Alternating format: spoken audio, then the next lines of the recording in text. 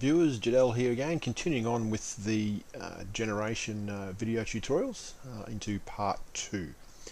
And in this tutorial I'm going to show you the different types of generators there are. There's some pretty neat ones and some pretty mind-blowingly powerful ones.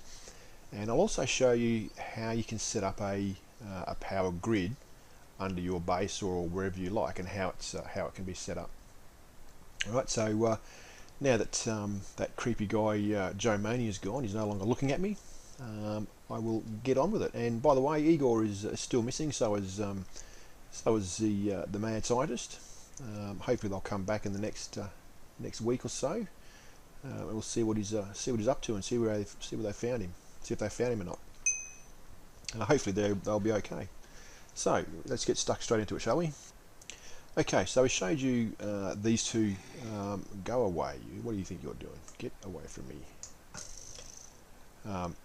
We showed you these two solar panels and nighttime panels. Okay, so they're pretty straightforward and they work, and you need a regulator with them.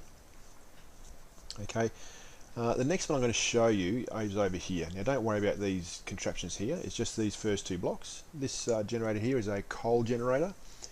You put obviously coal and bits and pieces in it, so it's similar to most of your furnaces. So you whack it in there, have your regulator output, and you can start powering other machines. Moving right across to the next one, which is over here. It looks pretty similar, probably even the same design, same pattern I'd say, but anyway. We right click it. This is a combustion reactor. Now this uses buckets of oil.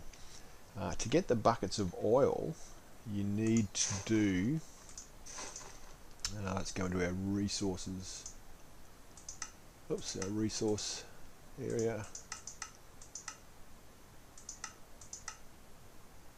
bucket of oil. You need a bucket and an oil pump. Now to make an oil pump, it's all pretty high tech and highfalutin, and you get a bucket of oil. You've got to geoscan the earth and whatnot. It gets pretty technical, and maybe I'll go through that in another tutorial. But that uses the oil buckets to generate power, and it's fairly long lasting, so that's sorry, get out of there. These buckets of oil last quite a long time, so could be worthwhile getting and having a look at. These two little black things here, and you see I've attached them to a few areas, they're capacitors. Okay, they're capacitor. Now if you any of you guys know anything about electricity, these store energy. So while the generator with the regulator might give you like 800 joules, with the two capacitors it boosts it up an extra X amount of joules that you have. So you can get more. The more capacitors you put in here, the more power you get to use and store. And I'll show you how to use those a little bit later on. They also extend your grid, which is, these things are pretty much what you use to make your grid.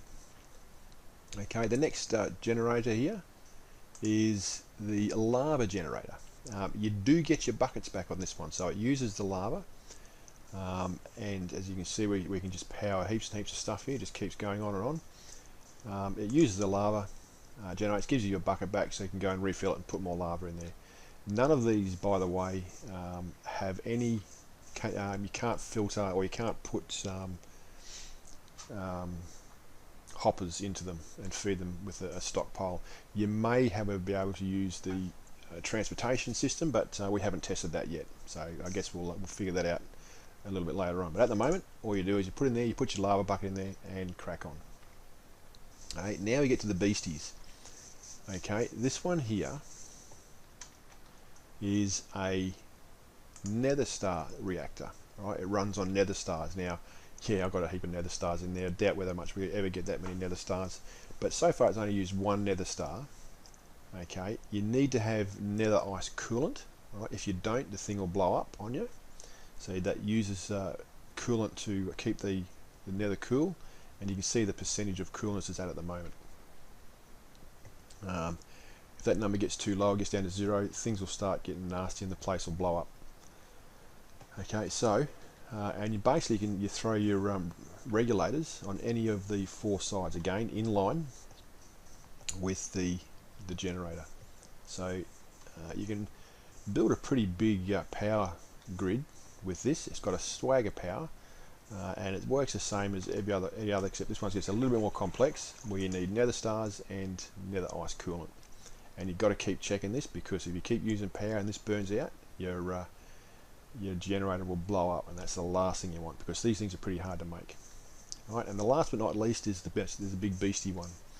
This thing here pumps out. Oh, maybe this isn't the biggest one. Maybe the biggest one's a nether star reactor. That gives you 32k. This one gives you 16. So the nether star is the big one. Incidentally, this one here, when it starts pumping power, it causes all the mobs, and it withers all the mobs that come near it too. So if a mob goes near it, he'll die from wither poisoning. And this one here is a nuclear reactor. This takes, just duck in here, this takes uranium or neptunium, whatever that is. Okay, and again, it needs to have a coolant cell with it, so it works in the same principle as the nether star reactor, but it gives you mega power and stacks and stacks of power for what you need to do. All right, bearing in mind that most things that you charge up only need like 150 joules here and there, so having that with this capacitor gives you, 80 odd kilojoules, more than enough power and what you need. Alright, so you just got to keep an eye on those. These two will blow up if you don't look after them, so just be careful with that. The rest of them will keep going where they are. Oh, by the way, they're in water, because if they're not surrounded by water, they blow up. So it's pretty straightforward. So you've got to keep them surrounded with water, as you do with any nuclear reactor. They've got to stay in water, and they give you power. All right, and that's the main generator you got. All pretty tricky, and it's pretty handy. Now we're at 7 minutes now, so I'm going to call it there. I'll do a part 3 for you, and we'll get stuck straight into that one directly. Okay, thanks for watching. I hope you enjoy this series. If you do, like and share the vids, and I will keep them coming. All right, thanks for watching. I'll see you in the next tutorial.